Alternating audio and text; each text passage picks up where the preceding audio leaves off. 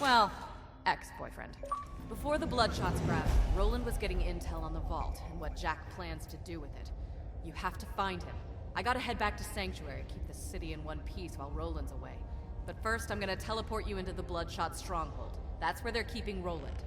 You'll catch him by surprise and have a real advantage. It'll be great. Hold still. Hi, I'm Rob Cram, and today we're taking a look at Gearbox Software's Borderlands The Handsome Collection, which released on Xbox One and PS4 recently and comes complete with the 2012 Borderlands 2 with expansions and Borderlands The Pre-sequel, which released in 2014.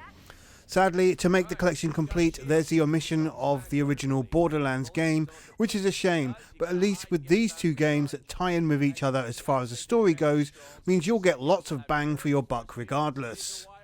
Being honest, there's not too much complexity when it comes to the stories in both games, which serve as an excuse to act as a vault hunter and simply kill any opposing forces with a variety of guns and special abilities.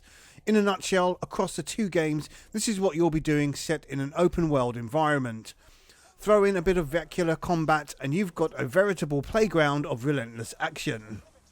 Perhaps the biggest issue with having both games easily accessible at the same time is the fact that when played back to back or swapping from one to the other, there's perhaps too much similarity in core mechanics.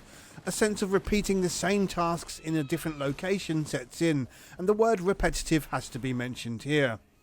This is despite the fact the pre-sequel spices things up with laser-based weapons, low-gravity environments, a lack of air supply, extra moves and more character classes to choose from. Perhaps it's understandable then why the original game wasn't included, lest players overdose on the game's witty comic book style and become burnt out. That said, there's a neat contrast between the two games' environments, with Borderlands 2 offering a more icy western flavour against the lunar madness of the pre-sequel. Missions tend to come thick and fast and will often take some time to beat once you get past the basic tutorial style openings. Players have to think on their feet and make sure they are of a suitable level before undertaking each mission, as being underpowered makes progress difficult rather than impossible, and with some neat gunplay on offer is always an engaging ride. In this regard, the pre-sequel is a little more forgiving with its respawning, where progress is maintained to a degree. Both games offer some pleasant remastered visuals that lean towards comic book detail as opposed to realism, which works well for the series in general.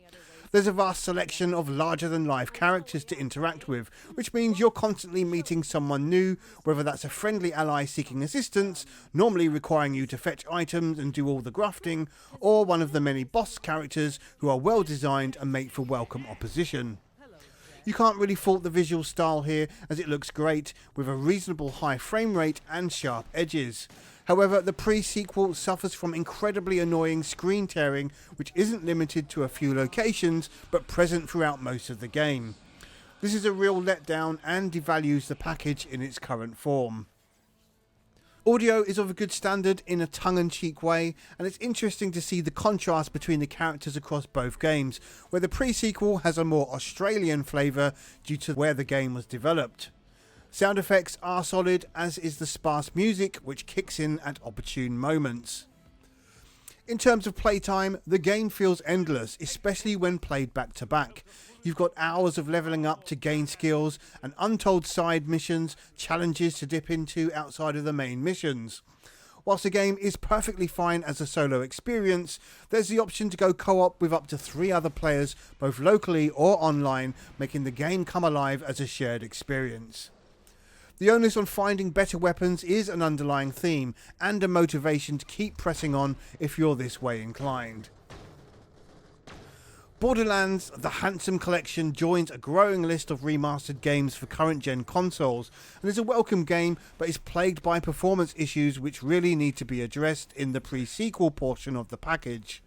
There's lots to do here, which although does get repetitive, is something players can dip in and out of without too much depth of story for some condensed moments of sweet shooting action, solo or with friends. If you're a fan of first-person shooters and can stomach a more open-ended game which doesn't rely so much on over-the-top set pieces, then you'll find much enjoyment here. Borderlands The Handsome Collection scores 8 out of 10. I'm Rob Cram, thanks for watching.